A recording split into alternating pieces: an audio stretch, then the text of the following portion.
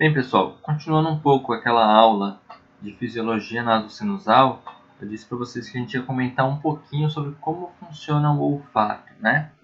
Então, vamos ver um pouquinho da anatomia e histologia para iniciar esse conhecimento do sistema olfatório. A gente sabe que existe um neuroepitélio olfatório em meio ao epitélio respiratório. Então a gente já viu que o epitélio respiratório é o pseudoestratificado, cilíndrico, ciliado com células caliciformes. E na região olfatória, que eu vou mostrar na próxima imagem onde exatamente fica ela, o neuroepitélio está misturado com o epitélio respiratório. Existe realmente como se fosse uma mistura desses dois epitélios no mesmo ambiente. E é ali, nessa região mais superior nasal, ocupando uma área de cerca de 1 a 2 centímetros quadrados, que nós temos toda a recepção e a detecção dos odores. Esse epitélio olfatório, ele se renova na nossa região nasal a cada 3 a 6 meses. É importante a gente saber isso. E nós temos cerca de 10 a 20 milhões de neurônios olfatórios, que são do tipo bipolar, como mostra nessa imagem aqui abaixo, certo? Nos dendritos, há cílios que aumentam a área olfatória. O que isso quer dizer?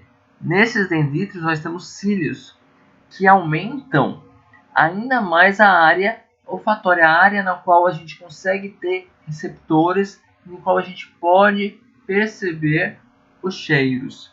Então aqui na imagem de microscopia eletrônica à direita superior, a gente vê esses cílios que estão aumentando a área de contato. E eles aumentam tanto que uma área que inicialmente era de 1 a 2 centímetros quadrados virou 22 centímetros quadrados.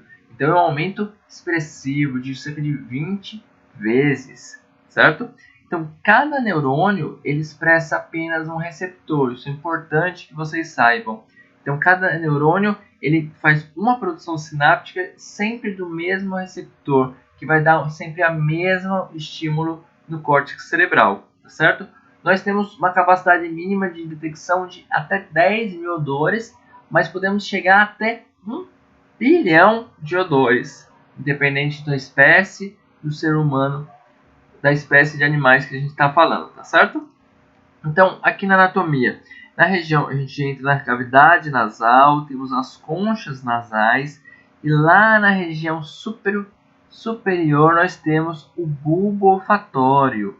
O bulbo olfatório que dá as suas projeções, olhando mais aqui, as suas projeções pela mucosa nasal, pelo epitélio respiratório, e essas projeções são com as células dendríticas bipolares, como a gente já comentou, e é exatamente nesta região em que os odores vão chegar e vão encontrar seus receptores, e assim mandar sinais nervosos que vão ser processados na região cortical, tá certo? Então é muito importante você perceber aonde está isso e qual o trajeto que o odor deve percorrer para chegar. Importante saber que se a gente tem, por exemplo, muito muco, um paciente resfriado, um paciente com uma rinocinusite, esse muco vai tampar essa região e vai dificultar o contato epíteto-receptor. Por outro lado também, se a gente tem conchas nasais hipertrofiadas, congestas, conchas nasais que levam a obstrução nasal, vai ficar mais difícil com que os odores cheguem à região olfatória. E também isso pode dificultar o processamento e a detecção dos odores. Isso pode levar, por exemplo, hiposmia, anosmia, hiposmia sendo uma redução da capacidade olfatória, anosmia sendo a ausência da capacidade olfatória, tá certo? Então, depois que o neurônio bipolar conseguir receber e transmitir essa sinapse, a gente vai para o bulbo olfatório e logo em seguida para o primeiro par craniano que vai levar essa condução nervosa para onde? Para principalmente 3 regiões: o córtex piriforme, a amígdala e o córtex olfatório. Então é nessas 3 regiões cerebrais que a gente vai conseguir processar trazer emoção ao nosso cheiro, uma coisa que a gente percebe quando a gente come uma comida gostosa, a gente sente um prazer. E também nós vamos trazer exatamente a percepção do cheiro e a sua definição. É um cheiro floral, é um cheiro de lavanda, a gente consegue identificar isso exatamente no córtex olfatório, ok?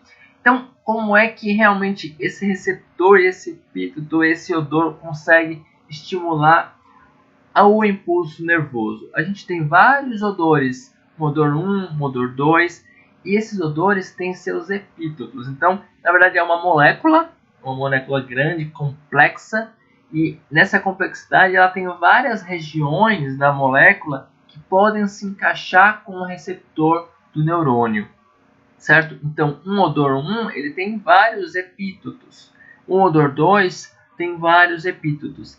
Cada odor tem os seus epítetos, que podem até repetir, mas tem a sua variação de epítetos. Então perceba que desse odor 1 para esse odor 2, a diferença é que o odor 2 não tem o epíteto 4.